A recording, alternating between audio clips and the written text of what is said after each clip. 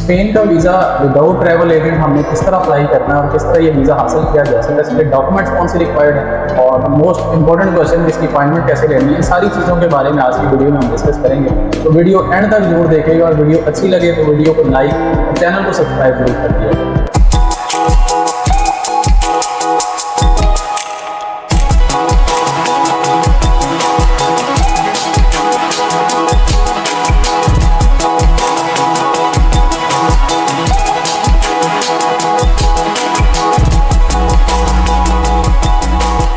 अस्सलाम वालेकुम, welcome back to my channel. आज हम बात करेंगे स्पेन के विज़िट वीज़ा के बारे में कि ये शेंजन वीज़ा जो स्पेन का है ये हम किस तरह हासिल कर सकते हैं। और स्पेन का विज़िट वीज़ा अगर हम हासिल कर लेते हैं तो शेंजन के 26-27 कंट्रीज़ में आप इजीली ट्रैवल कर सकते हैं विदाउट एनी अदर वीज़ाज़। सबसे पहले मैं आपको बताता चलूँ कि मैं कोई ट्रैवल एजेंट नहीं हूँ। मैं जितनी भी वीडियोस बनाता हूँ ये मेरे अपने पर्सनल एक्सपीरियंस पे बेस करती हैं, मेरी अपनी रिसर्च पे बेस करती हैं। तो मैं कोशिश करता हूँ और मेरी कोशिश यही होती है कि आप लोग भी विदाउट एनी ट्रैवल एजेंट ये वीडियोस देख के खुद से वीज़ा अप्लाई करें और खुद से वीज़ा हासिल करें, क्योंकि मोस्टली जो एजेंट्स हैं वो आपको मिसगाइड करते हैं, आपके फजूल में पैसे भी ज़ाया करवाते हैं और आपको मालूमात भी पूरी नहीं देते, आपको इन्फॉर्मेशन पूरी नहीं मिलती, जिसकी वजह से आपको वीज़ा मोस्टली रिजेक्ट भी हो जाता है। तो मैं सारे एजेंट्स को बुरा नहीं कह रहा, मोस्टली जो एजेंट्स हैं वो इस तरह करते हैं, लेकिन कुछ अच्छे लोग भी ये काम कर रहे हैं जो आपको हमेशा रियलिटी बताएंगे, आपको गलत बात नहीं बताएंगे।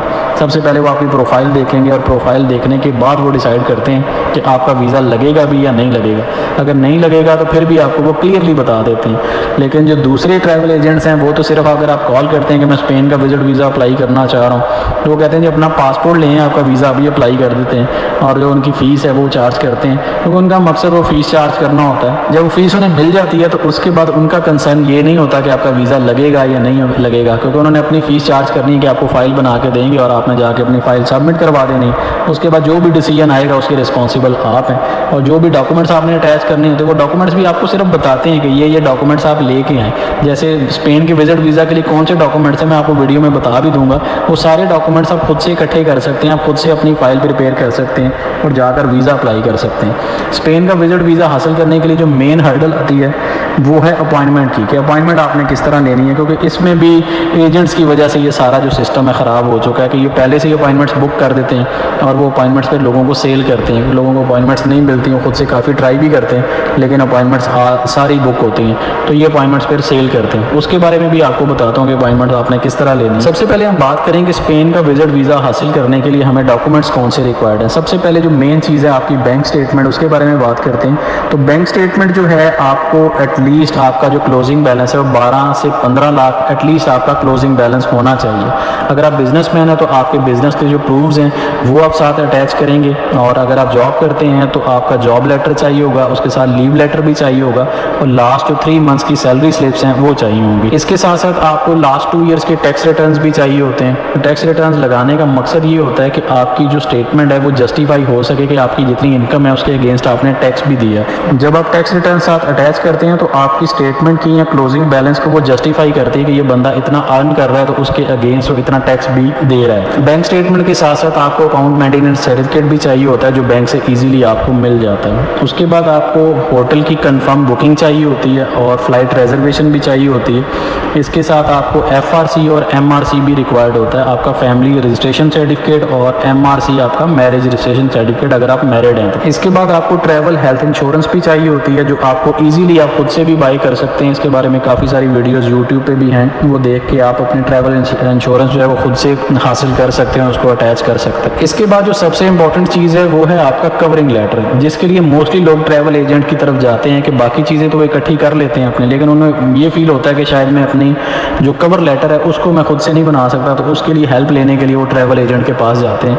तो आपका जो कवर लेटर है वो भी आप खुद से ईजिली बना सकते हैं। इसके बारे में अगर आप ज़्यादा डिटेल जानना चाहें तो मैंने एक डिटेल वीडियो भी बनाई है जिसका लिंक डिस्क्रिप्शन में मौजूद है, उस वीडियो पर जाके आप सारी डिटेल में बेसिकली आपने समरी लिखनी होती है कि अगर आप स्पेन जाना चाह रहे हैं तो उसका आपका पर्पज़ क्या है, आप कितने दिन के लिए जाना चाह रहे हैं और स्पेन। इसके साथ साथ उसके अंदर आप अपना ट्रैवल प्लान भी बताएंगे कि आप कितने दिन के लिए स्पेन जाना चाह रहे हैं और उन दिनों में आपका ट्रैवल प्लान बेसिकली क्या है, टूर प्लान क्या है कि आप कौन कौन सी जगह जो है स्पेन में विजिट करेंगे। स्पेन में बार्सिलोना का आप जिक्र कर सकते हैं। बार्सिलोना एक बड़ा अच्छा सिटी है स्पेन का, टूरिस्टिक अट्रैक्शन है वो भी बार्सिलोना में है, तो उसके बारे में आप थोड़ा सा एक्सप्लेन कर सकते हैं। उसके में जो भी टूरिस्ट अट्रैक्शंस है उनको 1 बाय 1 करके डे 1 पे आप ये करेंगे, डे 2 पे, डे 3 पे वो आप डिटेल से सारी चीज़ें उसमें डिस्कस कर सकते हैं। इसके अलावा कवर लेटर में आपने ये भी बताना होता है कि आप क्या करते हैं, आपका सोर्स ऑफ इनकम क्या है, आपका अगर बिज़नेस है तो बिज़नेस कितना पुराना है, इसके अलावा आपकी ट्रैवल हिस्ट्री क्या है, आपने पहले कौन कौन से कंट्रीज़ विज़िट किए हैं वो भी आप उसमें मेंशन करेंगे कि पहले मैंने ये कंट्रीज़ विज़िट किए हैं, अब मेरा प्लान स्पेन का है और मैं स्पेन को एक्सप्लोर करने के लिए वीज़ा अप्लाई कर रहा हूँ। और कोशिश करें वीज़ा अप्लाई करते हुए अपना जो ट्रैवल प्लान है वो 10 दिन का या मैक्सिमम 15 दिन का रखें, ताकि वीज़ा ऑफिसर को ईजिली पता चल सके कि आप एक टूरिस्ट हैं और आप टूरिज़म पर्पज़ के लिए स्पेन आना चाह रहे हैं। तो टूरिज़म पर्पज़ के लिए 10 डेज़ या 15 डेज़ इनफ होते हैं। कवर लेटर के बाद बात कर ली जाए आपकी ट्रैवल हिस्ट्री की, तो ट्रैवल हिस्ट्री होना बहुत ज़्यादा ज़रूरी है शेंजन वीज़ा अप्लाई करने के लिए, स्पेशली स्पेन का वीज़ा। क्योंकि स्पेन का वीज़ा अगर आप फ्रेश पासपोर्ट पे अप्लाई करेंगे, अप्लाई तो ज़रूर हो जाएगा, लेकिन उसमें वीज़ा के मिलने के चांसेस बहुत ही मिनिमम होते हैं। तो अगर आपकी ट्रैवल हिस्ट्री थोड़ी बहुत भी है, जैसे थाईलैंड, मलेशिया, सिंगापुर, टर्की की होगी, दुबई हो गया, आज़रबाईजान, बाकू हो गया, अगर इस तरह की भी आपकी ट्रैवल हिस्ट्री है तो फिर स्पेन का विज़िट वीज़ा मस्ट अप्लाई करें। और अगर आपकी बिल्कुल भी ट्रैवल हिस्ट्री नहीं है, जितने मैंने आपको कंट्रीज़ बताए, अगर इनमें से 2-3 में भी आप गए हैं तो फिर आप ज़रूर अप्लाई करें। अब बात आती है कि स्पेन का वीज़ा अप्लाई करने के लिए आपको अपॉइंटमेंट लेनी है, तो स्पेन का विज़िट वीज़ा आप BLS के थ्रू अप्लाई करते हैं और BLS की ऑफिशियल वेबसाइट पर जाके आप अपॉइंटमेंट खुद से भी बुक कर सकते हैं free of cost,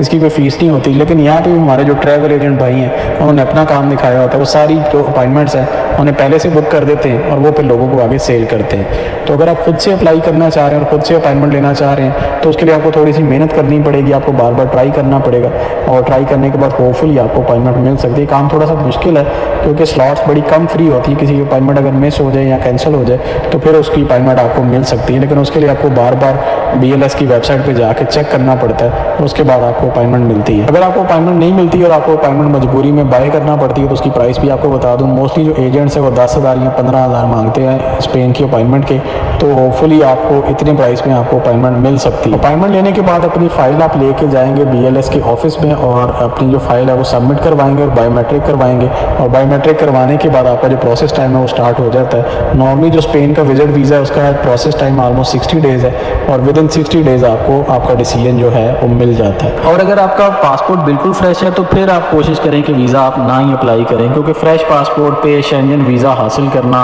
almost impossible ही है, क्योंकि आफ्टर कोविड स्पेन ने बहुत ज़्यादा लोगों को वीज़ाज़ दिए हैं, इसलिए अभी भी लोगों का काफ़ी ज़्यादा रश होता है, इसलिए अपॉइंटमेंट लेना भी थोड़ा सा मुश्किल हो जाता है। तो वीज़ा रेशो अब थोड़ी सी कम हो गई, ऑलमोस्ट 50-50 चांसेस होते हैं। लेकिन अगर आपकी ट्रैवल हिस्ट्री अच्छी है और आपकी स्टेटमेंट क्लोजिंग बैलेंस आपका अच्छा है, प्रोफाइल अच्छी है, तो फिर काफ़ी ब्राइट चांसेस आपको स्पेन का वीज़ा मिलने के। तो ये थी जी आज की वीडियो। होपफुली आज की वीडियो आपके लिए इन्फॉर्मेटिव रही होगी। अगर वीडियो अच्छी लगी है तो इसको लाइक ज़रूर कर दें और अपना फीडबैक कमेंट्स में ज़रूर दे दिया करेंगे आपको वीडियो अच्छी लगी। अगर आपका कोई क्वेश्चन है तो कमेंट करें, मैं आपको होपफुली रिप्लाई ज़रूर करूँगा। तो मिलते हैं नेक्स्ट वीडियो में, तब तक के लिए अल्लाह हाफिज़।